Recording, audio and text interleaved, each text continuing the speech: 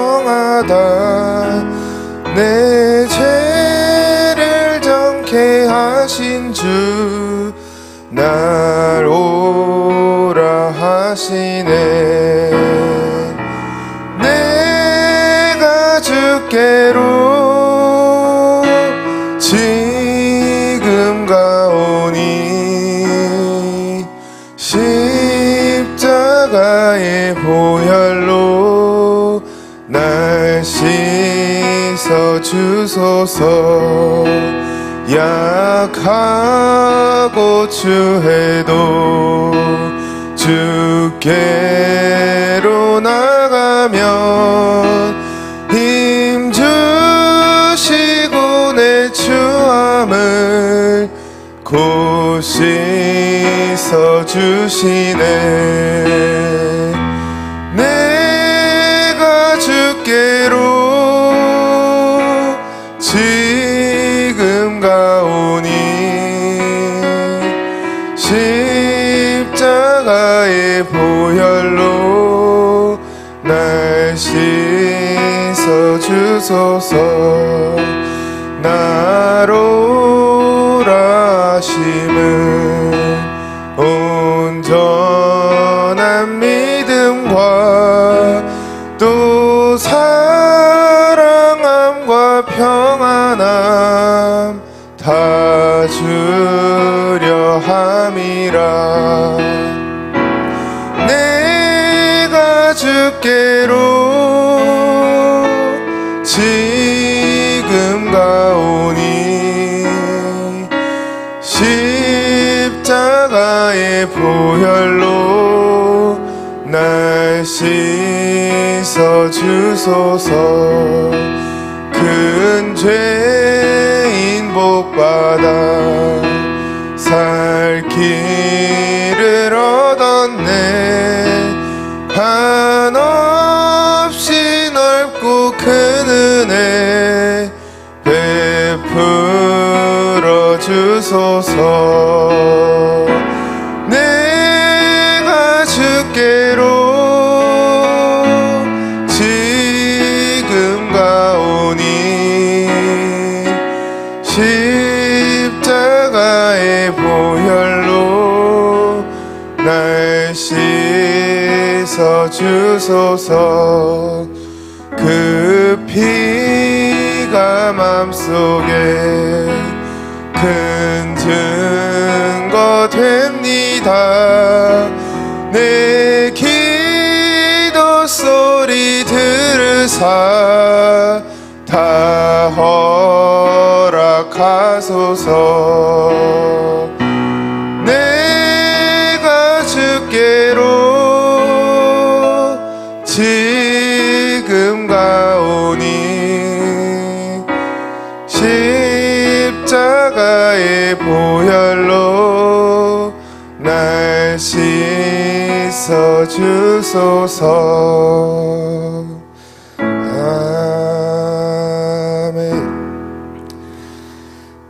오늘 본문 말씀 요한복음 16장 5절부터 13절까지 다 같이 합독하시겠습니다. 네, 찾으셨으면 다 같이 합독하시겠습니다. 지금 내가 나를 보내신 이에게로 가는데 너희 중에서 나더러 어디로 가는지 묻는 자가 없고 도리어 내가 이 말을 함으로 너희 마음에 근심이 가득하였도다. 그러나 내가 너희에게 실상을 말하노니 내가 떠나가는 것이 너희에게 유익이라. 내가 떠나가지 아니하면 보혜사가 너희에게로 오시지 아니할 것이요 가면 내가 그를 너희에게로 보내리니 그가 와서 죄에 대하여 의에 대하여 심판에 대하여 세상을 책망하시리라. 죄에 대하여라 함은 그들이 나를 믿지 아니하며 의에 대하여라 함은 내가 아버지께로 가니 너희가 다시 나를 보지 못하며 심판에 대하여라 함은 이 세상 임금이 심판을 받았음이라. 내가 아직도 너에게 이를 것이 많으나 지금은 너희가 감당하지 못하리라. 그러나 진리의 성령이 오시면 그가 너희를 모든 진리 가운데로 인도하시리니 그가 스스로 말하지 않고 오직 들은 것을 말하며 장래일을 너희에게 알리시리라. 아멘. 네, 오늘 본문 말씀 요한복음 16장 말씀입니다. 계속해서 저희가 요한복음을 상고하고 있는데 오늘 16장의 주제는 14장과 비슷한 보혜사를 다루고 있는데 오늘은 16장에선 보혜사의 3대 책망을 말하고 있습니다. 예수님께서는 십자가에 못 박혀 죽으시고 또 하늘로 승천하시고 난 뒤에 제자들에게 선물로 보혜사를 보내주신다고 약속하고 계십니다. 그래서 제자들은 예수님 죽고 나시고 승천하시고 난 뒤에 그 보혜사를 선물로 받기 위해서 어디에 모였죠? 마가의 다락방에 다 같이 모여서 기도로 간구를 하다가 드디어 예수님께서 말씀하셨던 보혜사 성령을 받을 수 있게 되었습니다. 성령을 받고 나니까 예수님께서 지금도 본문 말씀에 말씀하고 계신 것처럼 아직은 너희가 감당하지 못하리라. 그냥 지금은 내가 무슨 말을 해도 제자들 너희가 알아듣지 못하지만 막상 받고 나니까 예수님께서 살아 계셨을 때 자신들에게 하셨던 말씀들 또 이러한 일들이 누가 굳이 설명하지 않아도 이미 속으로 다 이해가 되기 시작했습니다. 여러분들 또한 삶 가운데 보혜사 성령의 가르침과 인도함을 받으시기를 축복합니다. 보혜사가 우리 속에 오시게 되면 우리는 그때부터 보혜사의 3대 직분을 가질 수가 있습니다. 제가 저번에도 말씀드렸던 것과 같이 보혜사의 3대 직분 뭐죠? 제사장, 선지자, 그리고 왕. 이것이 보혜사의 3대 직분이라고 말씀을 드렸습니다. 예수님께서도 이 땅 계실 때에 이 보혜사의 역할로, 예수님 또한 보혜사의 역할로 이 세 가지 직분, 선지자, 제사장, 이 왕의 직분들을 예수님께서 다 직접 수행하셨습니다. 그리고 하늘로 올라가시면서 말씀하시기를 오늘 본문에도 나와 있는 것처럼 내 뒤에 오시는 보혜사는 나보다 더 능력이 있으신 분이라고 말씀을 하시고 성령을 꼭 받아야 한다라고 말씀하고 계십니다. 이와 같이 오늘 여러분들 속에도 보혜사의 이 3대 직분이 다 임하시기를 축복합니다. 보혜사가 우리 속에 오면 이 3대 직분을 주시기도 하시지만 당연히 우리가 이 3대 직분을 누릴 수가 있지만 오늘 본문 말씀은 이것이 전부가 아니라 보혜사가 우리 속에 오시면 직분뿐만 아니고 무엇을 하신다고요? 책망을 하신다는 것입니다. 총 몇 가지의 책망이죠? 3대, 세 가지의 책망을 우리에게 하신다는 것입니다. 보혜사가 우리에게 책망하는 이 3대 책망은 우리에게 있어서 기분 나쁜 것일까요? 유익한 책망일까요? 유익한 책망입니다. 우리는 살면서 남들로부터 다 한 번쯤은 특히 어릴 때 아니면 학생 시기, 청년 시기 때 남들로부터 책망을 들을 때가 많습니다. 하지만 어떤 책망은 나에게 있어서 유익한 책망으로 들릴 때가 있고 어떤 책망은 그냥 들으면 기분만 나쁘고 짜증만 나는 그러한 책망도 있습니다. 보통은 물론 항상 그렇다는 것은 아니지만 평균적으로 보면 기분 나쁘거나 듣기 싫은 짜증나는 책망은 주로 친구들로부터, 그죠? 아니면 나와 어떻게 보면 이 비슷한 동등한 위치와 관계에 있는 그런 사람들로부터 오는 책망일 것입니다. 그리고 그것은 별로 귀담아 듣고 싶지 않은 책망들입니다.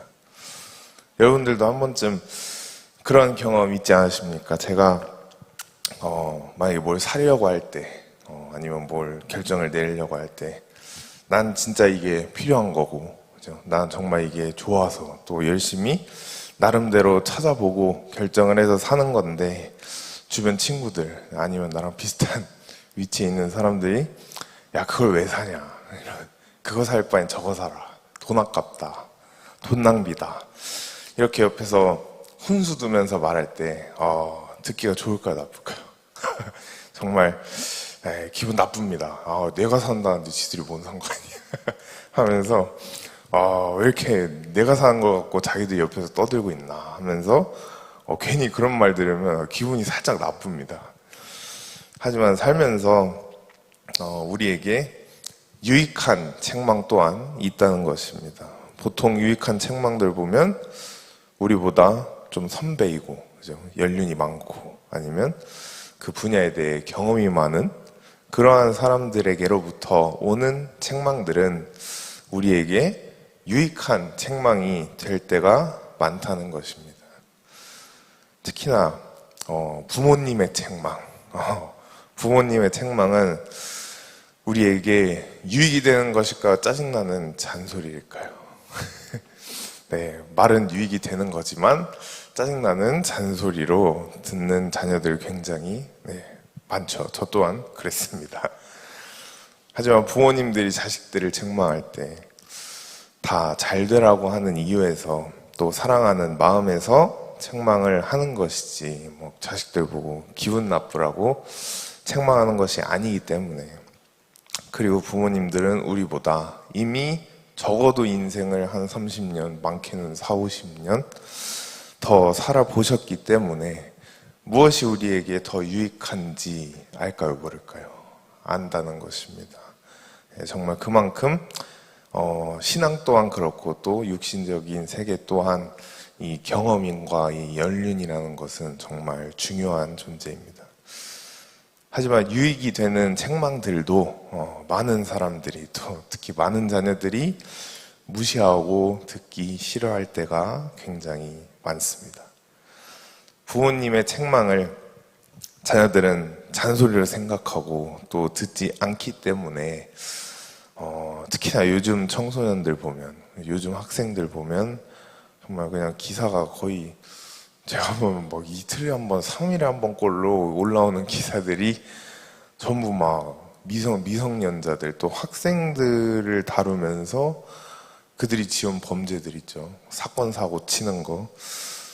그러한 기사들 보고 정말, 진짜 이게 제 눈을 의심할 정도로, 최근에도 중학생 여자였나, CCTV 안 보이는데 친구 끌고 가가지고, 제가 학교 다닐 때까지만 해도 그냥 학교에서 당연히 청소년들은 치고받고 싸울 수는 있죠. 근데 제가 다녔던 그 학창 시절이랑은 요즘은 또 다른 것 같습니다. 그래서 안 보이는 거 끌고 가가지고 그냥 이건 단순 폭행이 아니고 그냥 진짜 애를 완전 그냥 환자를 만들어 놓는 거 보면 진짜 이게 갈수록, 그죠? 더더욱 부모님들의 책망을 안 듣는 이러한 청소년들이 더더욱 생겨나고 있다는 것을 정말 매일같이 느끼고 있습니다. 요즘 진짜 또 미성년자들 보면은 요즘 애들은 가르치지 않아도 이미 다 알고 있죠. 그리고 좀 법이라는 것을 되게 악용하는 그러한 미성년자 청소년들이 되게 많은 것 같아서 그들도 압니다. 미성년자이기 때문에 그냥 이거 그냥 처벌 좀 받고 넘어갈 거라는 것을 알기 때문에 저는 개인적으로 이 법을 진짜 다뤄야 된다고 생각하는데, 정말 법을 알고서 악용하는 그러한 사례 또한 많아지고 있는 지금 세상인 것 같습니다. 하지만 이와 같이 오늘의 주제인 이 보혜사 성령도 마찬가지라는 것입니다. 항상 우리에게 좋은 말씀, 또 위로의 말씀만 주시는 것이 아니라, 물론 위로의 말씀을 주실 때도 있지만 무엇을 할 때도 있다. 책망을 하실 때도 있다는 것입니다. 오늘 이 시간 여러분들은 오늘 본문 말씀의 제목인 성령의 3가지의 책망을 전부 다 귀 기울여 들으시는 여러분들 되시기를 축복합니다. 왜 책망을 듣는 것이 우리에게 유익이 됩니까? 책망을 듣고 우리가 좀 더 나은 사람이 되고 우리의 모습이 조금이라도 고쳐진다면 우리에게는 그것이 유익한 책망이라는 것입니다. 제가 미국에서 고등학교 다닐 때 보면은 한국은 뭐 어떻게 하는지 모르겠지만 특히 영어 시간 때 이렇게 에세이를 과제로 이렇게 써낼 때가 있는데 선생님이 바로 그냥 에세이를 받아서 채점하는 게 아니고 두 번을 나눠서 채점을 합니다. 다른 학교는 모르겠는데 저희 학교는 그랬습니다. 처음에 집에서 이렇게 써온 걸 갖다 내면은 선생님이 보고서 빨간 펜으로 막 여기 동그라미 치고 뭐 여기 별표 치고 이러면서 여기 고쳐야 된다, 이게 문제다 하면서 마크를 남겨주면은 다음 주까지 그거 수정본을 또 갖고 와서 한 번 더 내고 그 수정본을 또 한 번 더 고쳐줘요. 짜증나게. 그래서 그 수정본 한 번 더 고쳐진 걸 두 번을 고쳐가지고 마지막 최종 에세이를 이렇게 제출하는 그러한 형식으로 저희 고등학교는 돼 있었습니다. 근데 물론 하는 당시는 정말 이게 의미 없어 보이고 조금 시간 낭비처럼 보였는데 지나고 나면 그렇게 하는 이유가 결국엔 무엇입니까? 학생들 시간 뺏고 수고시키려고 하는 것이 아니고 부족한 부분 고쳐서 결국은 너네들 에세이 더 좋은 에세이 쓸 수 있게 하고 또 결국은 니네 성적이니까 더 좋은 성적 받기 위해 이렇게 도와주려고 하는 것이 그 이유였습니다. 이와 같이 보혜사가 우리 속에 들어오셔서 또 우리의 삶에 개입하시고 또 우리가 살아갈 때에 우리 속에서 우리를 무엇 하신다고요? 책망하신다는 것입니다. 그 책망을 받아들이는 자들의 신앙은 점점 더 좋아질 수밖에 없는 것이고 책망을 무시하거나 또 그 책망을 듣지 않는 사람들의 신앙은 아무리 신앙생활을 오래 할지라도 그 사람의 신앙은 제자리 걸음하는 신앙이 될 수밖에 없다는 것입니다. 그렇다면 보혜사가 우리에게 오셔서 무슨 책망들을 하시는가 하면 첫째로 죄에 대하여 책망을 하신다는 것입니다. 우리가 그냥 오늘 본문인 요한복음 이 16장을 읽다가 보면 성령이 죄에 대하여 우리를 책망하신다라고 이렇게 쓰여 있으면 상식적으로 교회 좀만 다녀도 그쵸, 성령은 당연히 우리가 지은 이 죄에 대하여 책망을 할 수밖에 없죠. 죄는 좋은 거예요, 나쁜 거예요? 나쁜 거니까 당연히 죄는 그죠, 책망을 받아야 하는 것입니다. 라고 생각하겠지만 이것이 이 말씀을 제대로 모르고 있는 것입니다. 성령이 우리에게 죄에 대하여 책망할 때는 우리가 살면서 지은 우리의 죄에 대하여 책망하는 것이 아니라는 것입니다. 이 죄에 대한 책망을 과연 세상 모든 사람들이 들을 능력이 있을까요? 없을까요? 없습니다. 오직 성령이 그 속에 있는 사람들만 죄에 대하여 책망하는 말씀을 들을 수가 있다는 것입니다. 지금 대한민국을 타이간사 지금 준비해 주시면 대한민국을 제일 어떻게 보면 어지럽히고 있는 그죠, 제일 시끄럽게 만들고 있는 단체를 딱 하나만 꼽으라고 한다면 저는 단연코 민노총이라고 말할 것 같습니다. 그들 속에 과연 죄에 대한 책망 있을까요, 없을까요? 들릴까요, 안 들릴까요? 안 들립니다. 그러니까 저들은 실제로 진짜 자기들의 목숨까지 내던지면서 무엇을 열심히 외치고 있죠? 미군 철수, 그리고 윤석열 탄핵을 계속해서 외치고 있습니다. 저쪽 사람들은 진짜 시위하다가 목숨을 진짜 내던지는 사람도 있고 또 그렇게 해서 목숨을 잃으면 그들이 서로 다 그 사람들 포함해서 그 사람들 가족까지 다 책임져주고 완전 그 목숨 잃은 사람은 완전 순식간에 영웅이 돼버리는 그러한 시스템을 가지고 있습니다. 그래서 어제 저녁에 정광훈 목사님께서도 저기 전국에 있는 이러한 그 위원장들 분들 다 사랑제일교회로 비상 소집을 하시고 이렇게 또 특별 교육까지 하셨는데 제가 새벽부터 그죠 조금 헤비한 주제일 수는 있지만 영상을 보여드리려고 합니다. 그래서 정광훈 목사님도 이 영상을 최대한 많은 사람들에게 특히 내년 4월 선거 전까지 최대한 많이 퍼날려라고 명령하셨고 또 저 또한 이걸 계속 보면서 이게 지금 대한민국의 현주소, 현실이라는 것을 굉장히 깨닫고 있고 또 이것을 보면서 경각심을 또 여러분들과 함께 가지기 위해서 첫 번째 영상 틀어주시면 쇼츠 비디오인데 다 보이시나요? 네.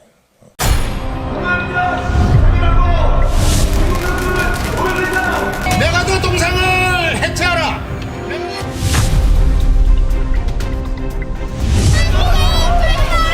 대한민국을 철수하라. 철수하라.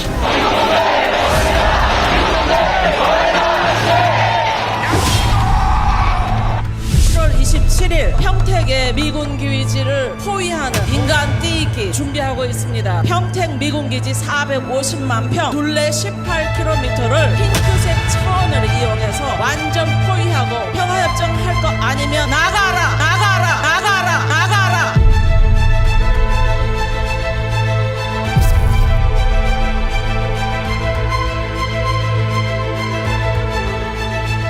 네, 이게 제가 보여드리고 싶었던 첫 번째 영상입니다. 여러분들 이 영상을 조그만 이 짧은 쇼트 비디오지만 요즘 너아라 팀에서 굉장히 영상을 잘 만들고 또 열일을 하고 있습니다. 이 짧은 영상 이렇게 보고 나서 여러분들 과연 지금 여러분들 살고 있는 이 대한민국 안전한 나라고 아무 문제 없는 상태라고 혹시 생각이 드시는 분 계십니까? 여러분들이 매일같이 아침에 일어나서 그냥 일상생활하고 교회 나와서 예배드리고 저녁에 집에 가서 잠들고 이런 것이 당연하다고 생각하면 큰 오산이라는 것입니다.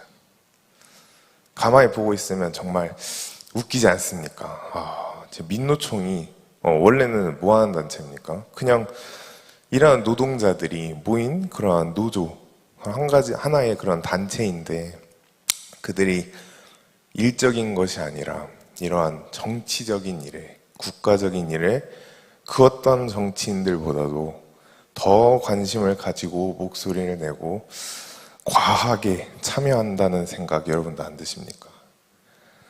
그들이 왜 그러는 것 같습니까? 그럴 이유는 딱 하나밖에 없습니다. 그들은 이미 지금 나라에서도 수사하고 있지만 북한의 지령에 의해 움직이고 있기 때문입니다. 저 쇼트 비디오 위에도 나와 있지만 폰트가 좀 작아서 여러분들이 자세히 보셨을지 모르겠습니다. 근데 7월 27일이 혹시 무슨 날짜인지 아십니까? 우리나라 6.25 휴전협정 당일이었습니다. 네, 그러니까 날짜도 나름 자기네들 의미 있는 날짜를 정한 거죠. 휴전협정. 결국은 전쟁 안 하겠다. 그죠? 휴전협정. 7월 27일이라는 날짜에 맞춰서 철저하게 계획을 세워서 우리 그냥 막 평택 가서 시할 겁니다. 이게 아니고 아까 보시면은 무슨 설계사처럼 450만 평 18km 둘레까지 다 재가지고 정말 철저하게 이렇게 준비하고 있고 계획하고 있고 미군 기지로 어떻게 보면 완전 진입하려고 그죠? 진입하겠다고 이렇게 발표를 했는데 여러분들 왜 광화문이 아니고 원래는 촛불 어디서 들었죠? 광화문에서 들었죠? 왜 광화문이 아니고 평택으로 옮겨서 하시는지 아십니까? 광화문에는 이미 이제 판도가 바뀌었습니다. 누가 있죠? 애국 세력, 광화문 성도들이 있기 때문에 거기서는 쟤네들이 싸워봤자 승산이 없습니다. 그렇기 때문에 이제 미군 기지 앞으로 직접 자기들이 쳐들어가서 평택에 있는 미군 기지가 전 세계에서 제일 큰 미군 기지라고 합니다. 근데 그곳으로 직접 쳐들어가서 무슨 여리고성 누르듯이 띠를 둘러서 행동하겠다는 것인데, 평택에서 한다고 광화문 사람들이 절대 보고만 있을 사람들은 아닙니다. 그렇기 때문에 27일 날 평택으로 다 같이 모여서 저들을 무조건 막을 것이라고 예상하고 있습니다. 왜 그걸 광화문 사람들이 가야 하는 줄 아십니까? 평택에 당연히 미군기지 주변에는 경찰들도 와 있고 막을 테고, 미군기지 안에는 당연히 미군도 있겠지만, 저들이 진짜 원하는 것은 경찰이나 미군들의 행동을 유도해내가지고, 어떻게 보면 도발해가지고, 그걸 계기로 쟤네들 잘하는 거 뭐죠? 사람 몰고 가는 거 진짜 잘하죠. 경찰이 사람 팬다, 미군이 사람 폭행했다 하는 식으로 분명히 언론 플레이 할 테고, 분명히 자기네들의 수법을 가져갈 것이 이미 뻔하기 때문입니다. 여러분들, 미군이 우리나라에서 나가는 순간 우리나라 당장 내일부터라도 전쟁 각오해야 합니다. 이미 우리는 현실에서도 보고 있지 않습니까? 우크라이나, 러시아. 전쟁은 하루아침에 일어날 수 있는 것입니다. 제일 충격적인 것은 제가 방금 보여드린 이 쇼츠 영상에 그 두 번째 영상이었나요? 메가더 동상이었습니다. 그 동상 위에 서 있던, 그 흰색 티 입고 있던, 셔츠인지 모르겠지만 동상 위에 올라와서 외치고 있던 사람, 그 사람이 민노총이 아닙니다. 여기 폰트가 작아서 보이실지 모르시지만 반미를 외치는 목사입니다.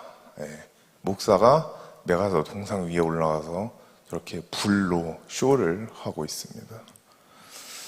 제가 말씀드리고 싶은 것은, 여러분, 교회 다닌다고 전부 이 보혜사의 책망을 듣는 사람들은 아니라는 것입니다. 교회의 직분을 가지고 있고 장로님, 권사님이란 이런 타이틀을 달고, 심지어 신학까지 하고 목사까지 되었으면서도 미군 철수를 앞장서서 저렇게 메가더 동상 위에 올라가서 외친다? 죄송하지만 저는 그분을 목사님이라고 부르기는 힘들 것 같습니다. 우리에게 복음을 전해준 나라가 어디입니까? 미국입니다. 미국에서부터 선교사들이 배 타고 우리나라로 와서 복음을 가르치고, 또 그것 때문에 평양에 첫 부흥이 일어나게 되고 또 신학교가 세워졌습니다. 그렇게 복음을 받아들인 대한민국, 지금 당당하게 세계 10대 강국까지 올 수 있었는데, 이것이 인간의 힘이 아니라는 것을 우리가 꼭 알고 있어야 합니다. 저번 주 제가 말씀드린 15장, 혹시 주제 기억나시나요? 주제 기억 잘 하시나요? 기억 안 나시나요?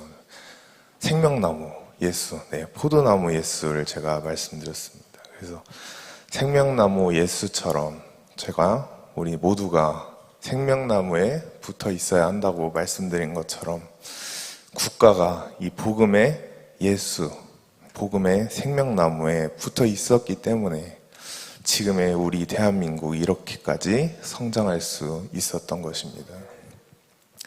북한은 예수나무가 아니라 김일성나무, 또 선악과나무에 붙어 있었기 때문에 지금의 북한 거지나라가 되어버리고 말았습니다.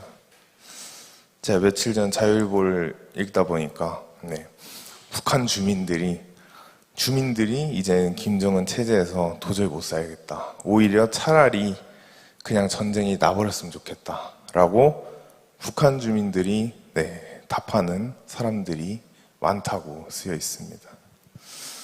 지금 대한민국이 잘못돼가는 것을 막을 것은 그 누가 뭐라 해도 광화문 애국 세력과 우리나라에 있는 교회밖에 없다는 것을 여러분들 또한 반드시 깨달으시길 바랍니다. 그래서 저희가 앞에 처음에 보여드렸던 쇼츠 영상, 저들의 영상이죠. 민노총의 영상이고 저들의 계획을 보여주는 영상인데, 다이언선이 저 두 번째 영상 틀어주시면 이것은 우리들의 영상입니다. 네, 첫 번째 영상은 어떻게 보면 좌파 영상이고 두 번째 우리들의 영상, 우리들의 현주소를 한번 저희가 같이 보겠습니다. 공안장 확인하고 미국 놈들 오면된다.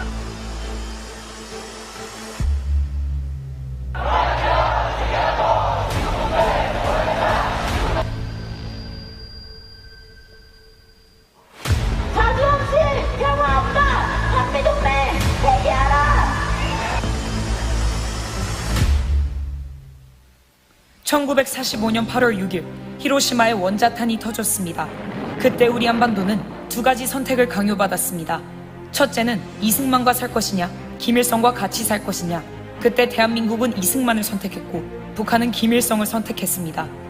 둘째는 어떤 세상과 체제에서 살 것이냐, 자유민주주의, 자유시장경제, 한미동맹, 기독교 입국론으로 갈 것이냐, 아니면 공산주의, 사회통제경제, 조중동맹 주사파 종교로 갈 것이냐.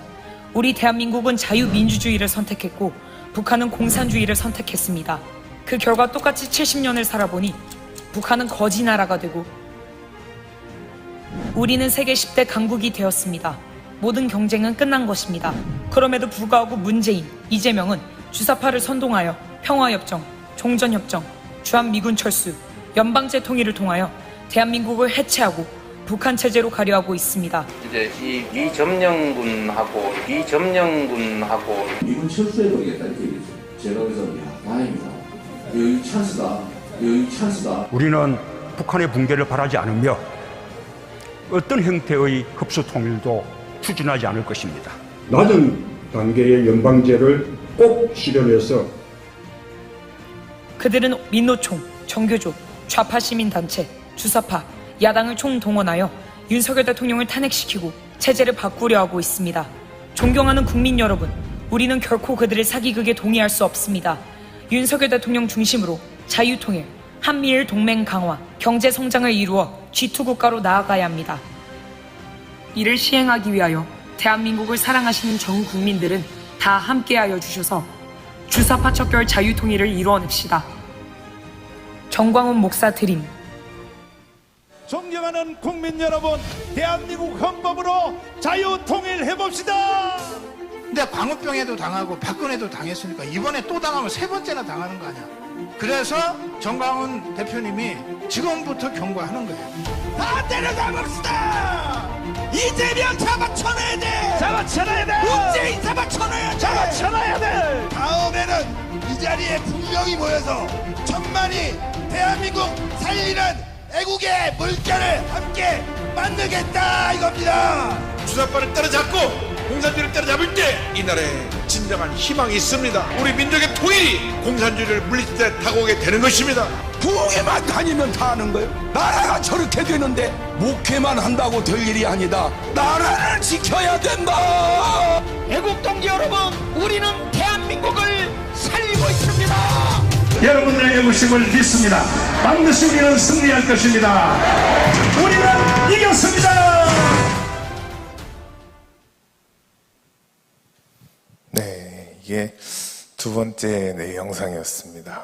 네, 그래서 첫 번째 제가 보여드린 그 쇼츠도 그렇고, 네, 지금 이 두 번째 영상, 물론 너하라에 더 많은 영상들이 있는데, 제가 봤을 때 이 두 개가 제일 핵심적인 영상인 것 같고, 그래서 여러분들에게 보여드리고 싶었고, 또 이것을 네, 그냥 정광 목사님도 어떻게 설교하시면서 말씀하시기를, 당연히 그죠, 한 가족이라도 상향이 다를 수 있고 한 가족에도 우파 좌파가 있을 수 있지만 우파 좌파가 나라 없으면 그게 무슨 소용이 있겠습니까? 그렇기 때문에 정광 목사님도 말씀하시는 게 상대방 반응이 어떻든 욕을 먹든 칭찬을 받든 상관없이 이 영상을 언제까지요? 내년 4월이 그냥 진짜 분기점입니다. 내년 4월이 나라가 바뀌는, 판도가 바뀌는 그 시기이기 때문에 그 4월 전까지 영상을 무조건 퍼날려라는 그러한 지시를 하셨고, 또 이 영상을 보시면서 여러분들은 어떨지 모르겠는데 정말 마음에 뜨거움과 이런 감동이 저는 많이 느껴지기 때문에 이것이 우리나라의 지금 현주소고 또 앞으로 우리가 어떤 방향으로 가야 할지 굳이 말하지 않아도 이 영상 2개 틀어드리면 누구든지 다 알아들을 수 있을 거라고 생각합니다. 그렇기 때문에 우리는 이 대한민국을 무조건 지켜야 하는 줄로 믿습니다. 그러려면 어떻게 해야 합니까? 보혜사의 오늘 말씀인 책망을 우리가 들을 줄 알아야 한다는 것입니다. 그렇기 때문에 이 죄에 대하여 보혜사가 우리에게 책망하실 때는 이것이 무슨 도덕적이고 또 윤리적인 죄를 뜻하고 있는 것이 아니라 우리가 살면서 뭐 거짓말하거나 남을 시기 질투하거나 뭐 도둑질하거나 이런 도덕적이고 윤리적인 죄를 책망한다는 것이 아니고, 물론 성령이 그 속에 있는 사람들은 당연히 제가 말씀드린 이러한 죄를 지으면 속에서부터 반응이 올라오겠죠. 회개해야 된다는 그런 반응이 올라오겠지만, 인간은 살면서 누구나 다 죄를 짓게 되어 있습니다. 태어날 때부터 죽을 때까지 죄에 풍덩풍덩 빠져서 지낼 수밖에 없는 것이 우리 인간입니다. 교회 나와서 주님, 죄를 제발 안 짓게 해주세요. 죄를 짓게 하는 마귀 사탄아 떠나가라 라고 한다고 죄가 안 지어집니까? 아닙니다. 교회 문 열고 집 가자마자 바로 또 죄를 짓고 있는 우리의 모습을 볼 수가 있습니다. 여러분들에게 제가 질문을 하나 드리겠습니다. 이 세상에서, 이 세상 다 통틀어서 제일 큰 죄인이 과연 누구일까요? 저만 쳐다보지 마시고 교회에서 누가 평상시에 제일 말썽 부리고 누가 제일 목소리 힘들게 하고 누가 시끄럽게 하는지 그런 생각하지 마시고 제가 정답을 쉽게 가르쳐 드리겠습니다. 다들 손가락을 저와 같이 이렇게 펴주시고 자기 자신을 가리키면 됩니다. 이 세상에서 제일 큰 죄인이 누구라고요? 나라는 것입니다. 옆 사람 쳐다볼 거 없습니다.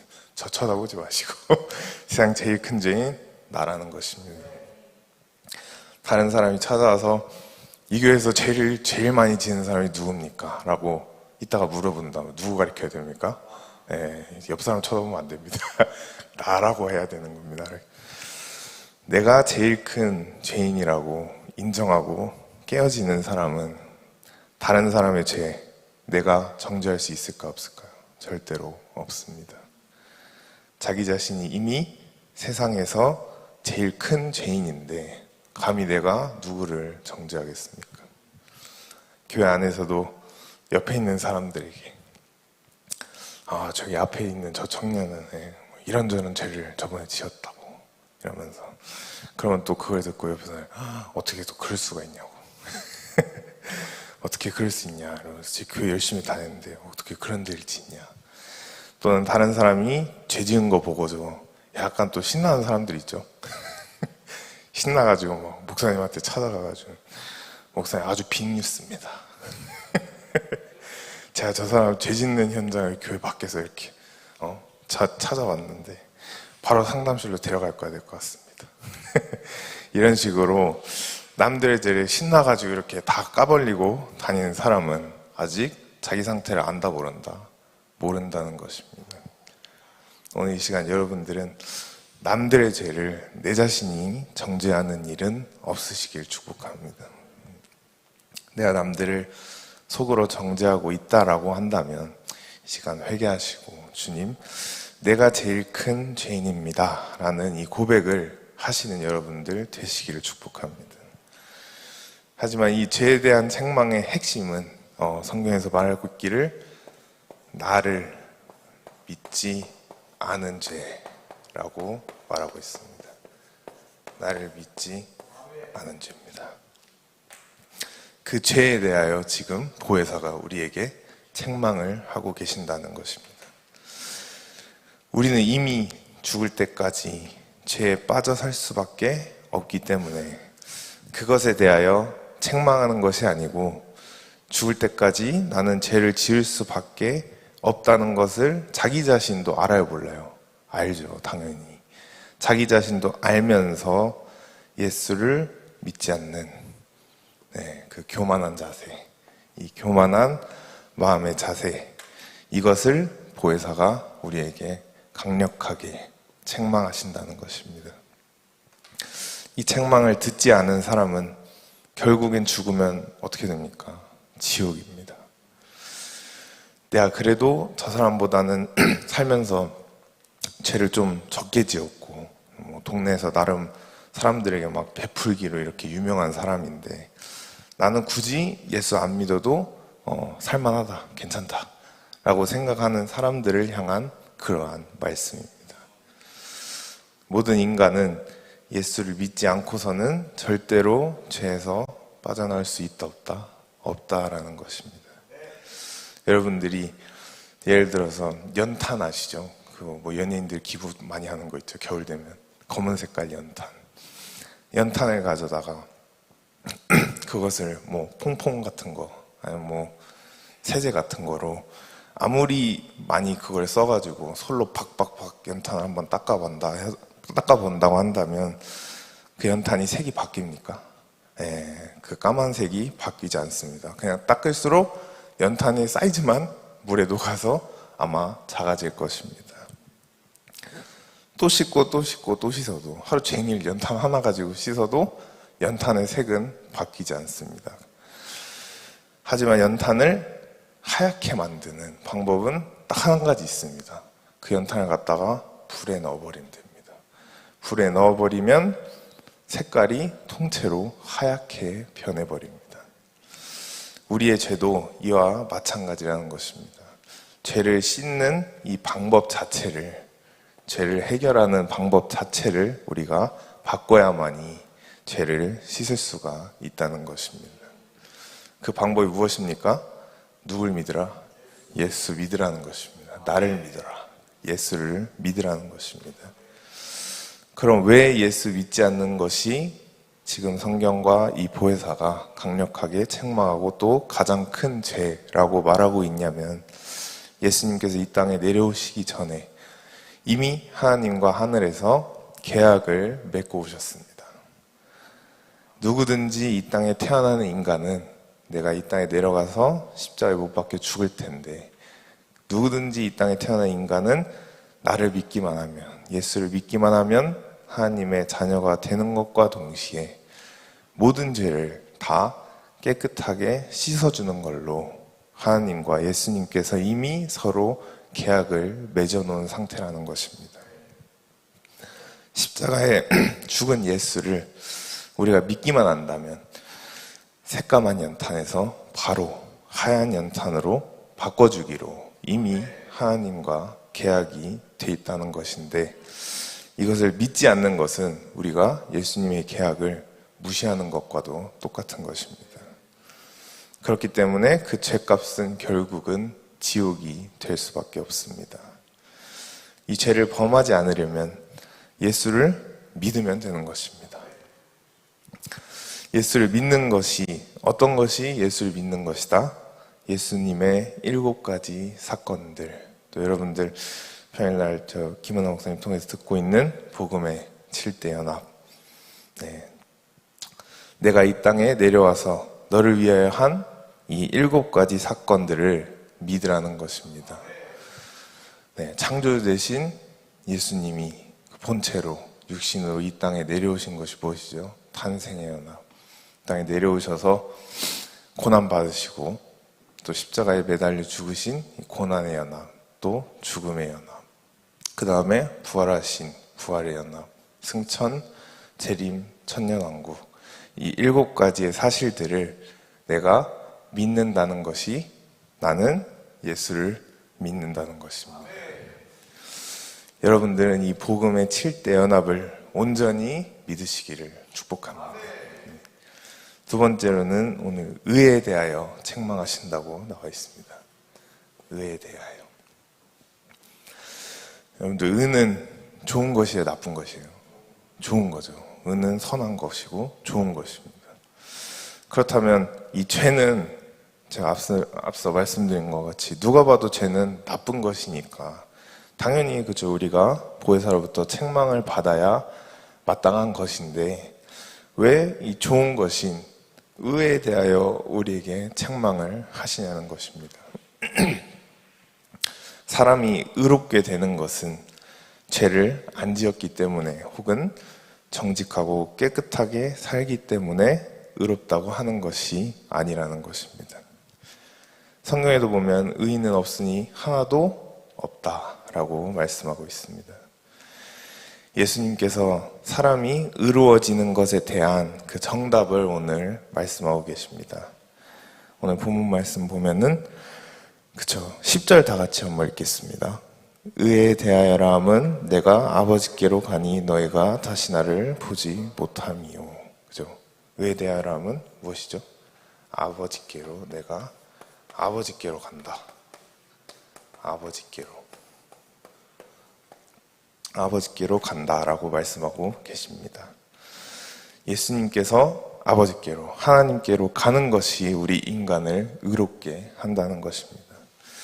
이 말씀을 우리는 어디에서 해석할 수 있냐 하면 바로 출애굽기부터 시작하는 모세오경에 나오는 성막 제도를 통해서 우리가 알 수가 있습니다.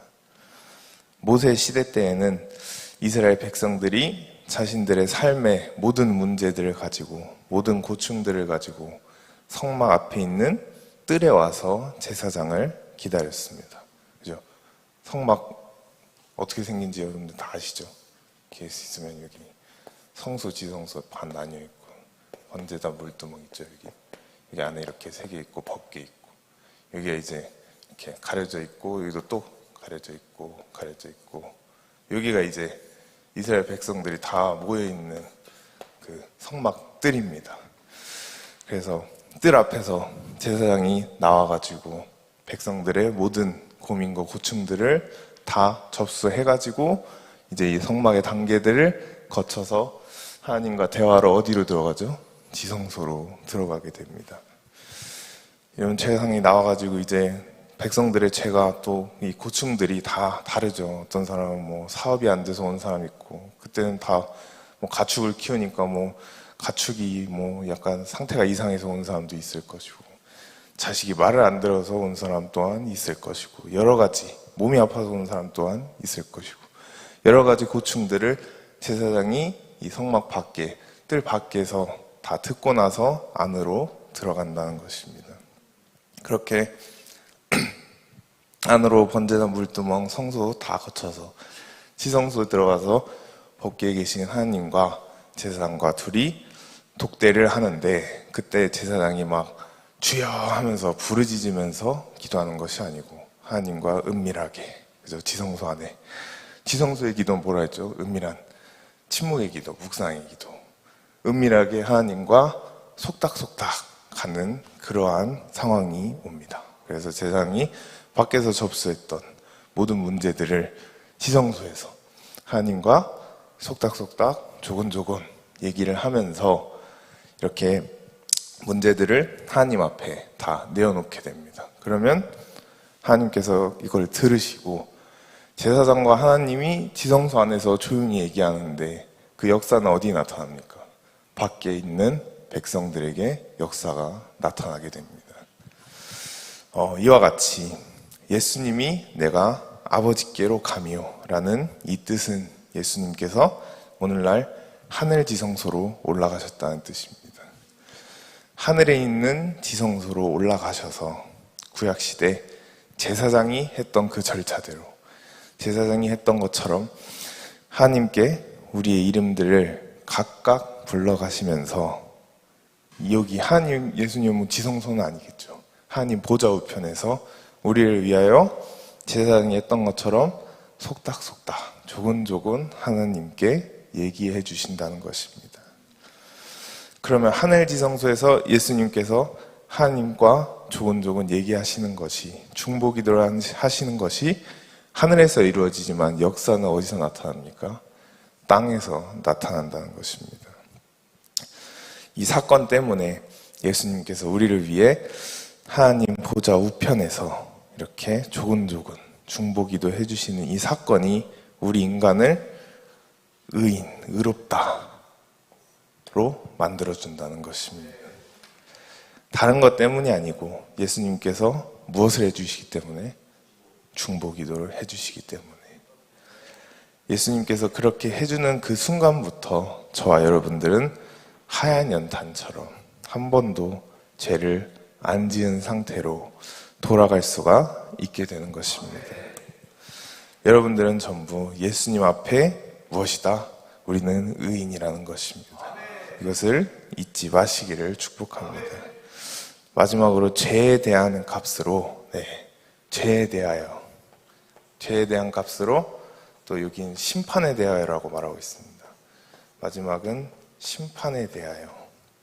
죄는 위에 있죠. 심판에 대하여 라고 말씀하고 있습니다. 여러분들이 죄의 문제를 해결하지 않고 또 예수님의 십자가를 붙잡지 않고 또 의인이 되지 못했다라면 그것의 값은 결국 무엇이다?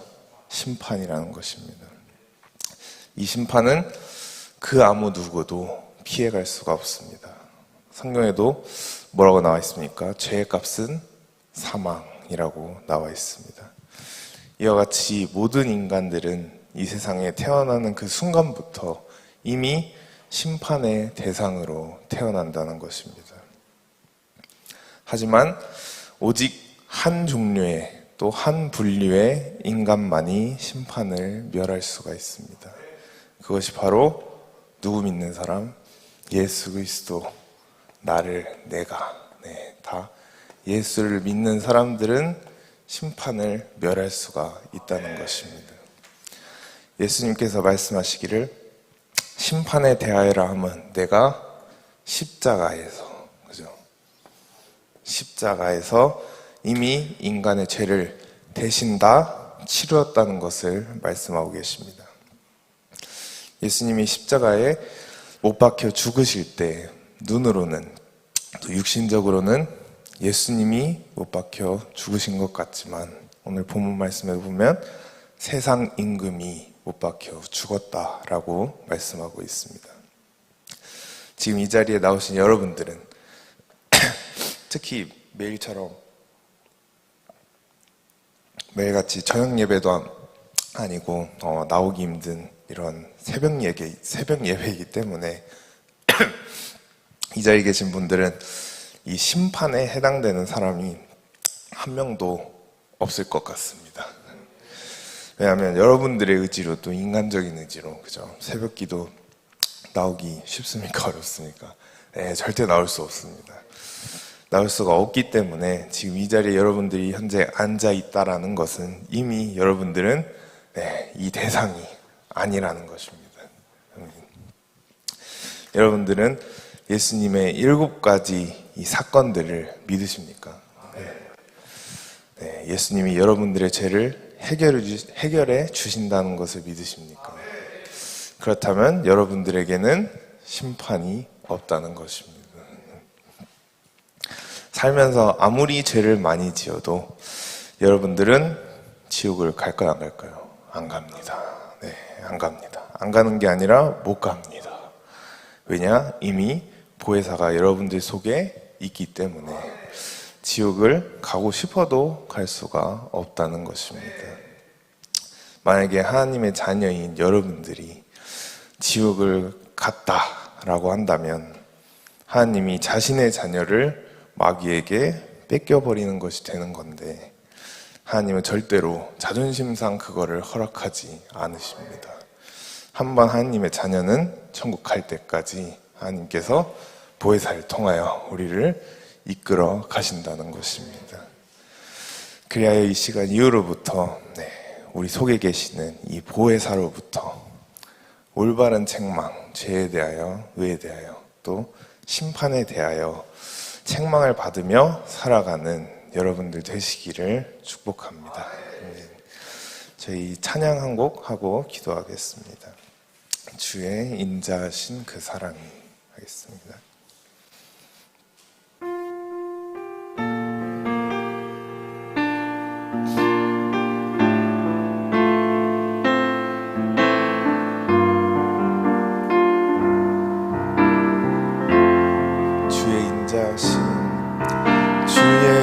인자하신 그 사랑이 내 생명보다 나으며 위로하시는 주 손길은 내 눈물보다 귀하다. 변함이 없는 주 임재가 내 근심보다 가깝고 주님 흘리신 그 보혈은 내 상처보다 진하다. 결국 내 주님과 함께 사는 것 나의 영원한 소원. 주의 아름다움 안에 사는 것 나의 영원한 길. 처음부터 하겠습니다. 주의 인자하신 그 사랑이 내 생명보다 나으며 위로하시는 주 손길은 내 눈물보다 귀하다. 변함이 없는 주 임재가 내 근심보다 가깝고 주님 흘리신 그 보혈은 내 상처보다 진한. 변함이 없는 주 임재가 변함이 없는 주 임재가 내 근심보다 가깝고 주님 흘리신 그 보혈은 내 상처보다 진하다. 결국 내 주님과 함께 사는 것 나의 영원한 소원. 주의 아름다움 안에 사는 것 나의 영원한. 마지막으로 하겠습니다. 결국 내 주님과 함께 사는 것 나의 영원한 소원. 주의 아름다움 안에 사는 것 나의 영원한 기쁨. 아멘. 이 시간 우리 다 같이 기도하실 때 보혜사 성령님, 우리가 천국 가는 그날까지 우리를 인도하여 주시옵소서. 우리가 살아갈 때 우리 속에 죄에 대하여, 의에 대하여, 또 심판에 대하여 우리를 가르쳐 주시옵소서. 이 시간 보혜사 성령님, 우리를 도와달라고 주여 삼창하시면서 기도하시겠습니다. 주여, 주여, 주여.